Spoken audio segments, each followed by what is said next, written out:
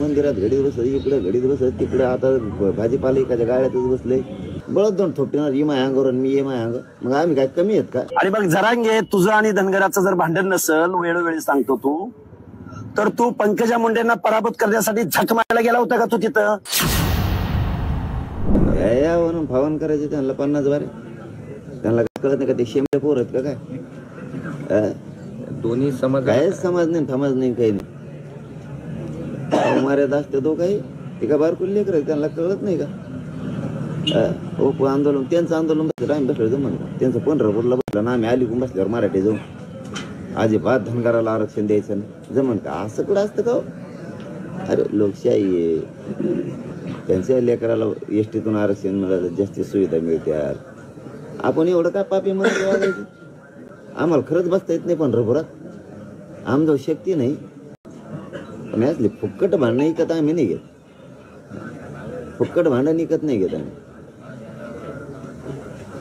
इकडून येत तिकडं बस ना, मी बोललो त्याच्यावर 13 महिने ते लेकरं मारायला लागले, ते धनगराच्या 15 बसले एसटी आरक्षणासाठी, लेकरं जीव जायची वेळ आली, तिथं बसून ताकद द्यावा त्यांना. इकडं कुठं नाही तू कठीण करायला पैसे नाही, वांगडे जाऊ ना कुंकडे इथं कुंकडे बसून आम्ही काय बोलतो का? इज्जत करतो प्रत्येक वेळेस सगळ्या नेत्यांची. यायचं नको आपलं याव करायचं, घडीत बसत, मंदिरात घडीत बसत, इकडे घडीत बसत, तिकडे आता भाजीपाला एखाद्या गाड्यातच बसले, तिथून उठत पुढं अंडी एखाद्या गाड्यावरच बसत, केळं एखाद्या गाड्यावरच बसत. तुला काय आहे का नाही? काय प्रेस्टीज काही आहे का नाही? टेटस विटस काही प्रतिष्ठा काही जातीची? बरं झालं आमचे वडील हुशार झाले, उशिरा व्हायना माना लागन त्यांना, उशिरा व्हायना हुशार झाली. आमचे संबंध येतो, जरी आज वैचारिक मतभेद असले वडीवाल्याचे ना आमचे सध्याचे, आम्हाला नाही जमत एकमेकाशिवाय. तुम्हाला काय माहिती, याच्या आधी कचाकच घोडे लावले ते एकामेकाला चहा प्यातानी, बिस्किटं खातानी, काही करतानी. ना तिथले खटके तुटू शकतात, ना बोंबले तुटू शकतात, ना तिथले कोण कोण आणखी गावडे आहेत का कोण येते, आम्ही नाही तुटू शकत. पवार आहेत नाही तुटू शकत, ते लोक धनगर मराठी नाही तुटू शकत. काय हे कुंकडून आलं नवगं नादी लावी, त्यांच्या आता लक्षात आलं उशिरा व्हायनं बरं झालं. हे छगन भुजबळमुळं आणि त्या परळीमुळे येऊन बसत आणि दिले आपला तणाव करून मराठ्याचा धनगराचं घेणं द्या. उशिरा व्हायनं वडीतल्या धनगराचे हुशार झाले, ते पण झाले शेवटी नाही तुटू शकतो आम्ही. हुशार व्हायनं ते हुशार झालेत, आता हुशार झालेत काय कळत आहे तुम्हाला बी चांगलं कळतं. तुम्ही आमच्यापेक्षा लई पुढचे आहेत. ते हुशार झाले, 100% हुशार झाले. त्यांच्या लक्षात आलं उगा हे मराठीची नाराजी नको. त्यांच्या उशिरा व्हायनं लक्षात आलं मराठ्याने आरक्षण मागितल्यामुळं धनगराच्या आरक्षणाला धक्का लागत नाही. NT विजंटीला मराठ्यामुळे धक्का लागत नाही, देव आला तरी नाही लागत. हां, त्यांचा वेगळा प्रवर्ग, त्यांना सेपरेट 3-3.5 एकर वावर वाटून दिले. त्याचा टप्परच नाही कोणाच जायची, कारण ती सेपरेट 7-12 आहे. जरी धनगर ओबीसीत असला तरी पण त्यांचा वेगळा प्रवर्ग. 19% 27% नाहीच. ते धनगराला समजले आता घराघरात. मग ते म्हणजे फुकट वाहन कशामुळे विकत घ्यायचं? मराठा जर धनगराच्या वाटात जात नाही, बळच धनगर वाटा जाणार मराठ्याच्या, बळच दोन थोपटेणार ही माय अंगावर आणि मी ये माय अंग, मग आम्ही काय कमी आहेत का? तुम्हाला मग तेच करायचं म्हणल्यावर मग आम्ही कमी आहेत का? तुम्हाला तेच करायचं मग आम्ही नाही. मग वर्षात दाखवा बरं एक शब्दाने दुखी गरीब धनगराला धनगरात नाही तर ते भंगार बसले तिकडे, ते येवल्या 80-150 ते परळीवाला गाड्या देते एखादी बार, त्याच्या जीवावर इथं आमच्यात मारायला होतो धनगरात मराठ्यात.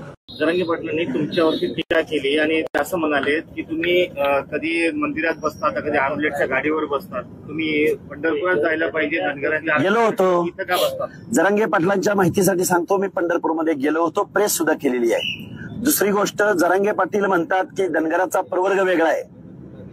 फक्त धनगराचा प्रवर्ग नाही ना वेगळा, बंजाराचा पण प्रवर्ग वेगळा आहे, वंजारीचा पण प्रवर्ग वेगळा आहे. विजयंती मध्ये येतात हे सगळे. आणि मग जरांगे, तुझं आणि धनगराचं जर भांडण नसल, वेळोवेळी सांगतो तू, तर तू पंकजा मुंडेंना पराभूत करण्यासाठी झक मारायला गेला होता का तू तिथं? दुसरी गोष्ट, महादेव जानकरांचा पराभूत व्हावा म्हणून रात्रंदिवस बैठका कुणी घेतल्या?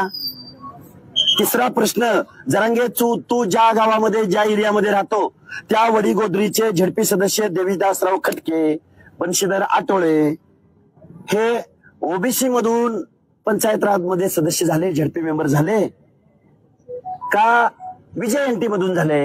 या प्रश्नाचं उत्तर दे बरं. युपीएससीला धनगर बांधव, वंजारा बांधव, बंजारी बांधव अप्लाय करतात, ते ओबीसी मधून करतात का एनटी मधून करतात? कसं एनटी वेगळं आहे आणि कसं ओबीसी वेगळं आहे ते सांग बरं.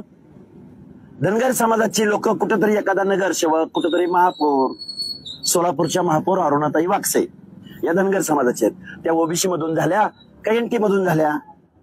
जरा अभ्यास कर, थोडा सल्ला घे. काहीतरी बोलत असताना धनगर वेगळा आहे, धनगर वेगळा आहे, धनगर वेगळा आहे, धनगर वेगळा आहे. कसा वेगळा आहे? लाज वाटली पाहिजे अशी वक्तव्य करत असताना.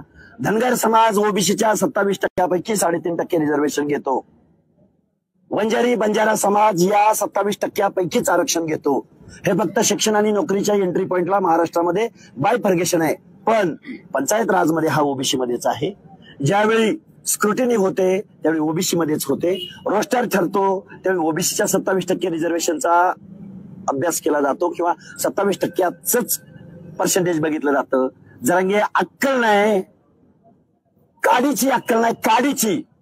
आम्हाला वाईट या गोष्टी तुला नाही आम्हाला माहितीये, पण मुख्यमंत्री तुझ्या तालावर नसतो. तो देसाई कालचा उठसूट इकडे येतो. देसाई तुला दिसलं का एखादं ओबीसीचं आंदोलन आणि सगळ्या जातींना बरोबर घेऊन चालतो मुख्यमंत्री? कसा चालतो सांग बरं. या सगळ्या प्रश्नांची उत्तर आम्हाला हवी आहेत. जरांगेंच्या समर्थनार्थ बीड आणि उस्मानाबादला बंद पाळण्यात येतोय. बऱ्याच ठिकाणी हा बंद पाळला जातो, त्याच्याबद्दल काय भूमिका? अरे बंद, हे बघा, लोकशाही मार्गाने त्यांनी काही करावं त्याबद्दल आमचं काही म्हणणं नाही, पण वक्तव्य करत असताना ताळतंत्र ठेवून वक्तव्य करावं. आता तो ताळतंत्र शब्द हा देसाईंचाच आहे. परत जरांगे हा मनोरुग्ण माणूस आहे. 6 आंदोलनामध्ये 6 मागण्या करणारा माणूस आहे. धनगर आणि ओबीसी वेगळे म्हणणारा मनोरुग्ण माणूस आहे. त्याला माहिती नाही काही सुद्धा आरक्षण महाराष्ट्रातलं. पण त्याला माहिती नाही, ती नाही मुख्यमंत्र्याला माहिती नाही का? जरांगेकडून दरवेळेस हेच सांगितलं जातं की धनगरांचं आमचं काही वैर नाही, तुम्ही जर आमच्या विरोधात भूमिका घेत असाल तर आमचाही तुमच्या विरोधात नाईलाज आहे असं प्रकारचं. अरे जरांगे, लाज वाटते. जरांगे, तू ज्यावेळी ओबीसी मध्ये येशील त्यावेळी धनगर तुमच्या कॉम्पिटिशनला टिकल का? धनगर वेगळा आहे का? वडीगोद्रीच उद्या झेडपीचं ओबीसीचं आरक्षण पडलं, धनगर कुठं जाईल? एनटी मध्ये. एनटीचं आहे का आरक्षण? कुठे एनटीचं आरक्षण आहे ते तर समजून घे ना थोडं. शिक्षण आणि नोकरीच्या एंट्री पॉइंटला फक्त विजय एनटीचा 10-12% स्लॉट वेगळा केलाय. याचा अर्थ असा नव्हे, आणि तो बी लिगली नाही, असं कुठेही देशातल्या कुठल्याही राज्यात नाही.